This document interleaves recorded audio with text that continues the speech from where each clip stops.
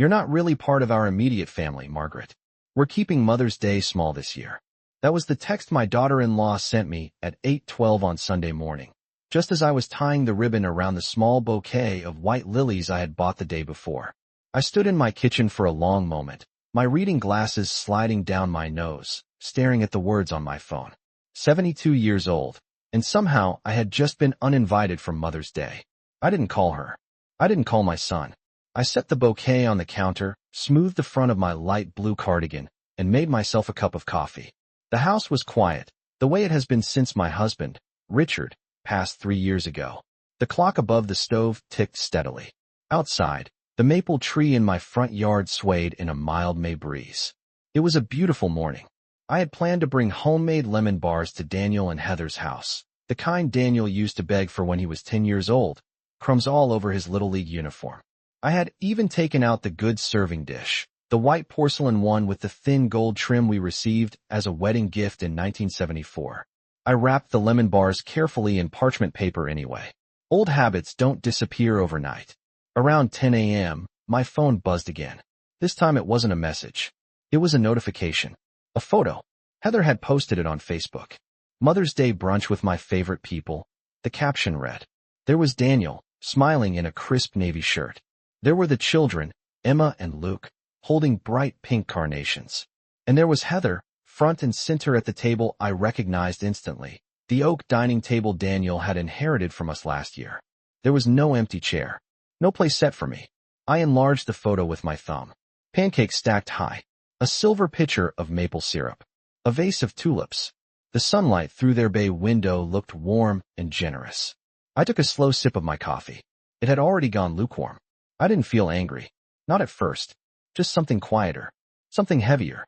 I walked to the dining room and looked at the place setting I had arranged for myself the night before, a single plate, a folded linen napkin, the bouquet of lilies meant to be carried out the door. I had even written a card for Heather. Happy Mother's Day. Thank you for loving my son and raising my grandchildren. My handwriting looked steady. I picked up the card and read it twice. Then I set it back down. At 11:30. The church bells down the street began to ring. I imagined other mothers being hugged, handed handmade cards, invited to sit at crowded tables. I imagined Daniel laughing at something Heather said. I wondered if he had read her message before she sent it.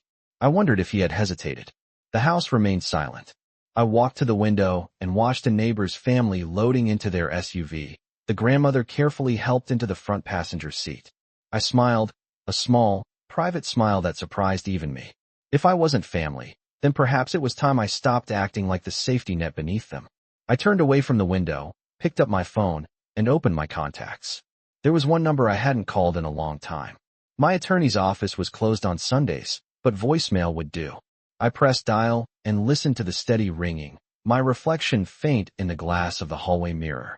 Hello, I said when the tone sounded, my voice calm, even. This is Margaret Collins. I'd like to schedule an appointment this week to review my trust. There have been some changes. I ended the call, set the phone down on the entry table, and straightened my shoulders. The lilies were still fresh. I carried them back to the kitchen and placed them in a vase by the sink. The morning light caught the white petals, soft and unbothered. I didn't need to argue. I didn't need to explain. I simply needed to decide what family meant to me, and who would benefit from it. On Monday morning, I woke up at 6:30. The same time I have woken up for the past 40 years, even though there is no one left in this house who needs breakfast before work or school. The other side of the bed remained perfectly smooth, the way it has since Richard passed. I lay there for a moment, listening to the hum of the refrigerator downstairs and the distant sound of a garbage truck making its rounds. Mother's Day was over. The world had not shifted. The sun still rose. I slipped my feet into my slippers and made my way to the kitchen. The lilies by the sink were still standing tall, their petals open and white against the morning light. I filled the kettle, measured out coffee grounds, and moved slowly, carefully, the way you do when you are thinking through something important. I was not thinking about brunch. I was thinking about patterns. Heather had said they were keeping it small, yet the photograph showed her parents at the table. Her sister was there too, holding a mimosa and smiling directly into the camera. Small did not include me. I carried my coffee to the dining room and sat at the same table where Daniel had done his homework for 12 straight years, though it still held faint scratches from science projects and model airplanes. I folded my hands in front of me and let the memories come, not as comfort, but as evidence. Last Thanksgiving, Heather had suggested they rotate holidays and spend that year with her family because it was more convenient. The year before that, she had said the children were coming down with colds, and it would be better if we postponed Christmas Eve. The postponement never happened. There had always been a reason. Always a polite explanation. Always Daniel saying, "It is just easier this way, Mom." I stood up and walked down the hallway to the small office Richard used to use. His framed law degree still hung above the desk. I opened the filing cabinet and pulled out the thick binder labeled Collins Family Trust. I did not open it yet. I simply rested my hand on the cover. When Richard drafted this document, he had insisted we think long-term. He had said, "Margaret, family is about more than affection. It is about responsibility." At the time, I had laughed and told him he sounded dramatic. Now his words felt practical. At 10 o'clock sharp, I called the attorney's office again and this time reached the receptionist. I scheduled an appointment for Wednesday afternoon. My voice did not shake. I did not offer details. After I hung up, I took a yellow legal pad from the drawer and began to write. Dates, holidays, conversations, small exclusions that once felt like misunderstandings now lined up neatly on the page. Emma's school recital where I received the wrong time. Luke's soccer game that was suddenly moved to a different field. The time Heather suggested I might be more comfortable downsizing to a condominium closer to people my own age. I stared at that phrase for a long time. People my own age. As if motherhood expired at 72. Around noon, my phone buzzed again. A message from Daniel. "Happy Mother's Day, Mom. Sorry we missed you yesterday. It was last minute. We will celebrate soon." I read it twice. There was no mention of the photograph. No mention of the text Heather had sent. I set the phone down without responding. I was not interested in arguing over words. Words can be reshaped. Documents cannot. I returned to the kitchen and wrapped the remaining lemon bars individually in plastic wrap. I placed them in the freezer. Not out of spite. Out of habit. Waste has never sat well with me. Then I walked back to the office, opened the binder, and began to read each clause carefully, line by line, my finger tracing the language Richard had approved. The house was quiet again, but it no longer felt empty. It felt like a place where decisions were being made. I was not excluded from my family. I was being repositioned. And that, I realized, was something I could control. On Wednesday afternoon, I drove to the attorney's office with the trust binder resting on the passenger seat beside me, secured with the same care I used to give Daniel science fair projects when I drove him across town. The sky was clear, a soft blue stretched over rows of trimmed hedges and brick storefronts. I arrived 10 minutes early. I have always believed that punctuality says more than apologies ever can. The receptionist greeted me politely and asked me to have a seat. I folded my hands in my lap and studied the framed certificates on the wall, the quiet hum of the air conditioning filling the room. When Mr. Harper stepped out to call my name, he looked older than I remembered, though perhaps it was simply that time had moved forward for both of us. We sat across from each other in his office, the same office where Richard and I had signed the original documents 8 years ago. I placed the binder on the desk and opened it carefully. "I would like to review the distribution terms," I said, my voice even. He adjusted his glasses and nodded, flipping through the pages with practiced precision. As he read, I watched the afternoon light shift across the carpet. I explained that my circumstances had changed. I did not raise my voice. I did not speak ill of anyone. I simply described recent events, including the exclusion from family gatherings and the gradual distancing that had become impossible to ignore. Mr. Harper listened without interruption. When I finished, he leaned back slightly and said, "You have the right to amend this trust in any way you see fit." The sentence felt solid, like a door clicking into place. We discussed options, conditional distributions, charitable reallocations, protective clauses that would activate under specific circumstances. I asked questions. I took notes. I was not acting out of anger. I was acting out of clarity. By the time I left the office, the sun was lower in the sky, and the air carried the faint scent of freshly cut grass from a nearby lawn. I drove home slowly, thinking about how easily roles can reverse without anyone noticing. For decades, I had been the one preparing meals, hosting holidays, writing checks for tuition, and making sure everyone felt included. Somewhere along the way, inclusion had become optional for me. That evening, Daniel called. His voice sounded light, almost casual. He asked how I was doing. I told him I was well. He mentioned that they were considering refinancing their house to fund a business expansion Heather had been discussing. He said it would be temporary and that they might need a little guidance navigating the paperwork. I listened carefully. I could hear Emma laughing faintly in the background. I imagined Luke running through the hallway. I imagined the oak dining table set for dinner again. That sounds like an important decision, I said. You should make sure you have strong legal advice. There was a brief pause. He cleared his throat and said they might come by this weekend to talk. I agreed. After I ended the call, I stood in the kitchen and looked at the lilies. A few petals had begun to soften at the edges. Nothing dramatic, just a natural shift. I filled a small pitcher with fresh water and trimmed the stems at an angle. The way I always have. Care does not disappear simply because it is not returned, but it can be redirected. Later that night, I sat at the dining room table with a new folder Mr. Harper had prepared for me. The amended language was precise. If I were excluded from immediate family gatherings without cause, a significant portion of the estate would transfer instead to a community education foundation Richard and I had once supported. The remaining assets would be distributed at my discretion. I read the clause twice, then closed the folder gently. The house was quiet again, but it no longer felt like a place waiting for invitations. It felt like a place where boundaries had finally been drawn. Daniel and Heather arrived on Saturday, just after 3 in the afternoon, pulling into the driveway in their silver SUV as if nothing in the world had shifted. I watched them from the front window for a moment before opening the door. Emma ran ahead, her ponytail bouncing, and wrapped her arms around my waist. Luke followed more slowly, holding a small drawing in his hand that he said was for Grandmother's Day, even though that was weeks ago. I knelt carefully and hugged them both, breathing in the familiar scent of laundry detergent and sunscreen. Children do not calculate invitations. They simply show up. Daniel stepped inside next, offering a quick kiss on my cheek. Heather followed with a bright smile and a bakery box tied with a thin pink ribbon. We brought dessert, she said, as if we had all been together the previous Sunday. I thanked her and led everyone to the living room. The house felt orderly, steady, exactly as it had all week.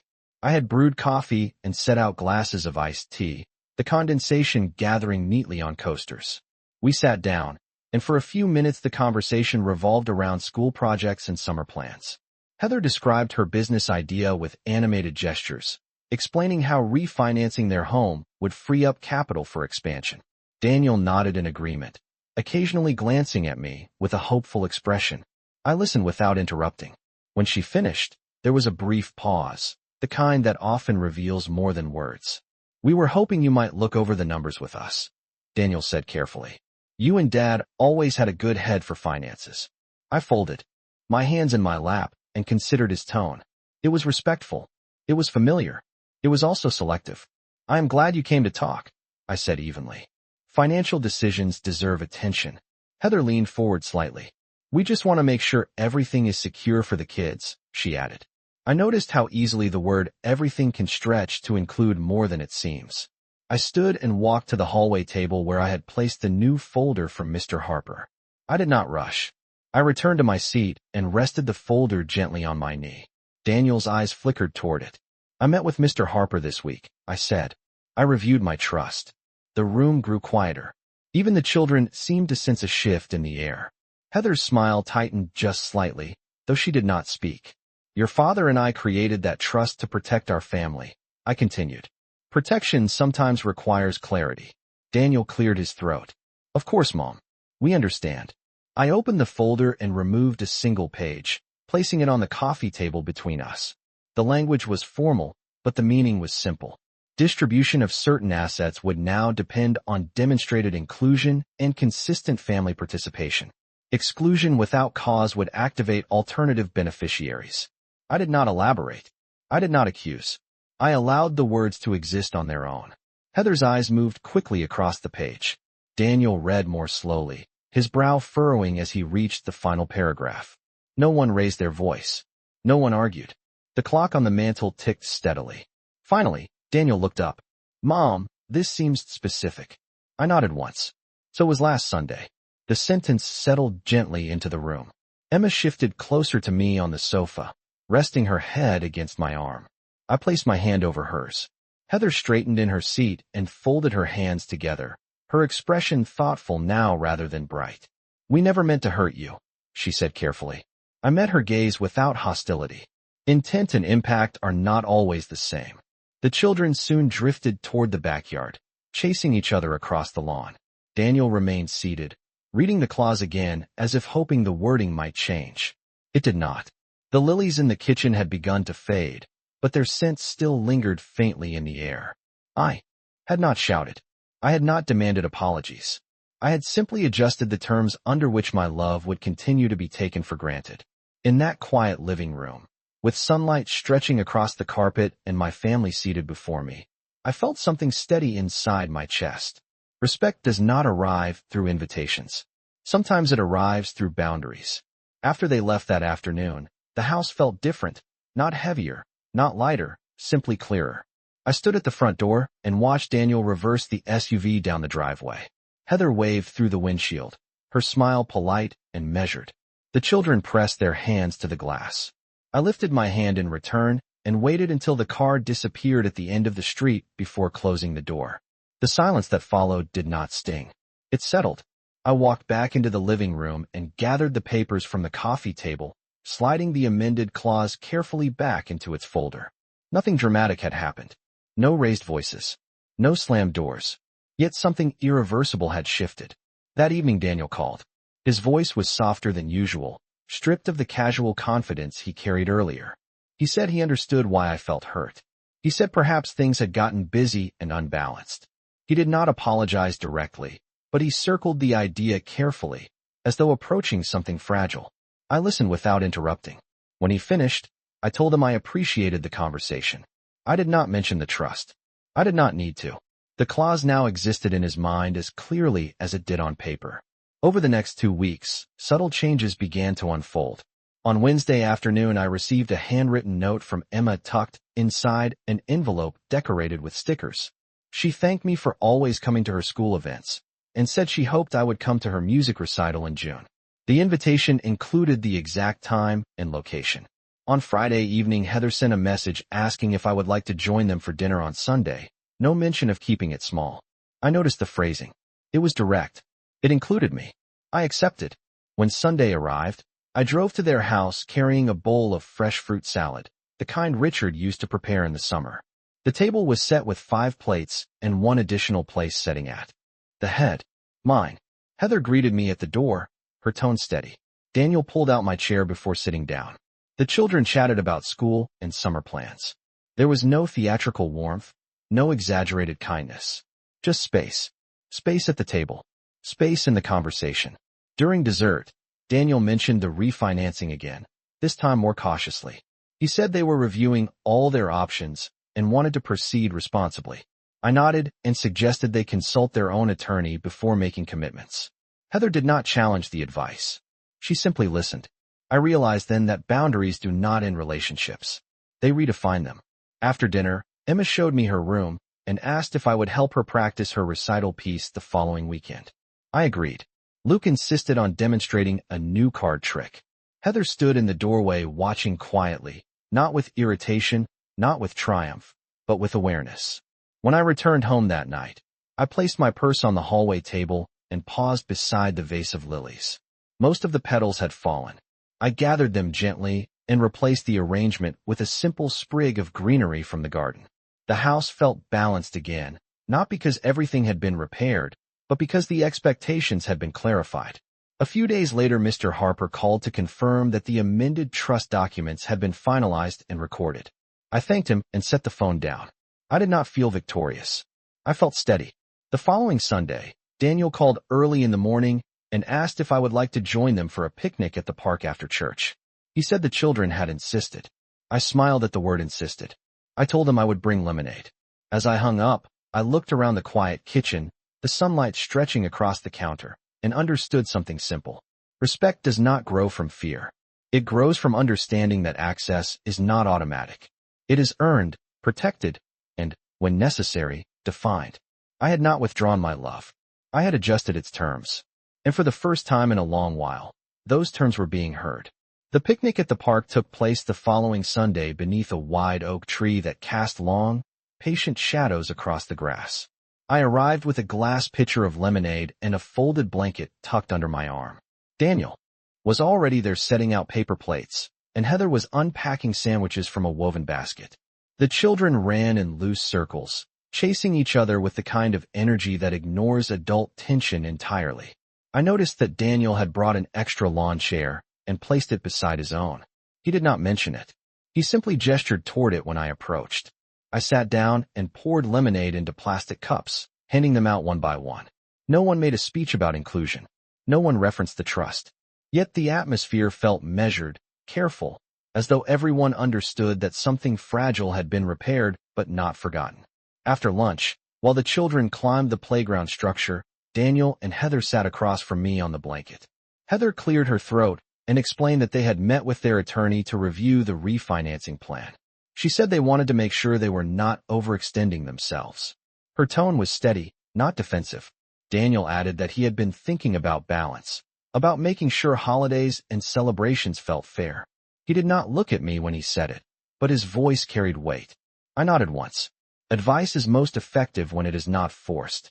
I told them that financial security often depends on patience, not expansion. That sometimes growth means tightening what already exists rather than stretching further. Heather listened without interrupting. There was no tension in her posture, only a quiet attentiveness that had not been there before. Later that afternoon, Emma brought over a dandelion and tucked it behind my ear, declaring me the queen of the picnic. Luke insisted on showing Daniel how high he could swing. The breeze carried the scent of freshly cut grass and distant barbecue grills. I watched my family move around me and realized that nothing had been taken from me. It had simply been tested. When we packed up to leave, Heather handed me the empty lemonade pitcher and thanked me for bringing it. Her eyes held mine for a moment longer than necessary. It was not an apology. It was acknowledgment. In the weeks that followed, invitations arrived earlier and more clearly. Dates were confirmed. Times were specified. When Emma's recital took place, a seat was saved in the second row with my name written neatly on a program. Daniel walked me to it without prompting. I noticed how small gestures can signal large shifts. I did not mention the trust again. I did not need to. The clause remained in place, not as a weapon, but as a boundary. At home, I began to reorganize small corners of my life that I had postponed for years. I donated boxes of old paperwork, sorted photographs into labeled albums, and updated beneficiary information with calm precision. Control does not require confrontation. It requires awareness. One evening, Daniel stopped by alone. He stood in the kitchen while I prepared tea and said quietly that he had not realized how gradual the distance had become. He admitted that convenience had often guided their decisions. I listened and then told him that love is not measured in convenience. It is measured in effort. He nodded slowly, absorbing the words. As he left, he hugged me longer than usual. I stood in the doorway watching his car pull away and felt neither triumph nor resentment. I felt alignment. The following weekend, Heather invited me to help bake cookies with the children. We worked side by side in her kitchen, measuring flour carefully, wiping stray sugar from the counter. There was no forced conversation, just shared space. I understood then that respect rarely arrives in dramatic moments. It settles in small, repeated actions. I had not demanded recognition. I had redefined access. And in doing so, I had quietly reminded them that belonging is not automatic. It is mutual. Some are settled in quietly after that, not with dramatic declarations, but with routine. The maple tree in my front yard grew thick with green leaves, casting a broad shadow across the driveway by late afternoon. Emma's recital came and went, and she played her piece with steady hands while scanning the audience until she found me. When she did, she smiled without missing a note. That smile told me more than any apology could. In July, Daniel invited me to a small barbecue in their backyard. He called 3 days in advance, confirmed the time, and asked if I would like to bring anything. I offered to prepare coleslaw and fresh corn on the cob. Heather thanked me directly, her tone calm and clear. At the barbecue, neighbors moved in and out of conversation, paper plates balanced carefully, children running through the sprinkler. I noticed how Daniel introduced me to a new couple next door. "This is my mother, Margaret," he said, placing a gentle hand on my shoulder. There was no hesitation in his voice. No qualifier. Just fact. I did not react outwardly. I simply nodded and shook hands. Later that evening, as the sun dipped lower and the string lights above the patio flickered on, Heather sat beside me at the picnic table. She spoke about her business plans again, but this time she framed them differently. She talked about pacing, about sustainability, about making decisions that would not strain their household. She did not ask for money. She did not mention refinancing. She described goals, not shortcuts. I listened and offered measured feedback, the same way Richard and I once discussed long-term plans over our own kitchen table. When I returned home that night, I placed my keys in the same ceramic bowl by the door and paused in the quiet hallway. The house did not feel empty. It felt intentional. A few days later, Daniel stopped by unannounced with a small potted fern. He said he remembered how much I liked greenery near the windows. He placed it carefully on the kitchen sill and adjusted the curtain so it would receive the right amount of sunlight. We stood side by side for a moment, not speaking. Finally, he said, "I should have paid attention sooner." I did not press him to elaborate. I simply replied, "You are paying attention now. Sometimes that is enough." In August, they invited me to plan Emma's birthday party together. Heather suggested we meet at a coffee shop to coordinate details. We sat across from each other with notepads and discussed guest lists and decorations. There was no tension in the air, only practicality. She asked for my opinion about the cake flavor. She listened when I suggested lemon with raspberry filling. The conversation flowed evenly, without performance. As the months passed, invitations became routine rather than reactionary. Holidays were discussed in advance. Dates were shared clearly. When Thanksgiving approached, Daniel called to ask which dishes I would like to prepare and whether I preferred to host or attend. I chose to host. On the morning of Thanksgiving, Heather arrived early to help set the table. She unfolded linen napkins carefully and asked where I kept the extra candlesticks. The children placed name cards at each seat, including mine at the head of the table. I watched them move through my dining room, their laughter echoing softly against the walls Richard once painted himself. There was no grand reconciliation speech, no dramatic confession, just steady correction. After dinner, Daniel stood to thank everyone for coming and included me in his gratitude without prompting. I caught Heather's eye across the table and saw not rivalry, not resentment, but recognition. The trust clause remained unchanged. It did not need to be removed. It served its purpose by existing. I understood then that boundaries do not diminish love. They protect it. As I washed dishes later that night, warm water running over my hands, I felt the quiet satisfaction of someone who had chosen dignity over anger. Mother's Day had revealed a fracture. The months that followed revealed repair. Not because I demanded it loudly, but because I defined what was acceptable and allowed space for adjustment. And in that space, respect returned, not as a favor, but as a habit. Winter arrived quietly that year, not with heavy snow, but with a thin layer of frost that coated the rooftops each morning. I stood at my kitchen window one December afternoon, watching small white clouds of breath form in the cold air as neighbors hurried to their cars. The holidays approached again, and with them came invitations that were no longer vague or conditional. Daniel called 2 weeks before Christmas to confirm dinner plans. He asked if I would prefer Christmas Eve or Christmas Day. He waited for my answer. I chose Christmas Eve, the way Richard and I had always celebrated.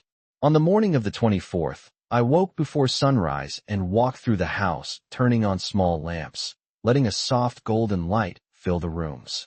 The tree in the corner of the living room shimmered with ornaments collected over decades. I paused at one particular ornament, a small wooden rocking horse Daniel made in 3rd grade.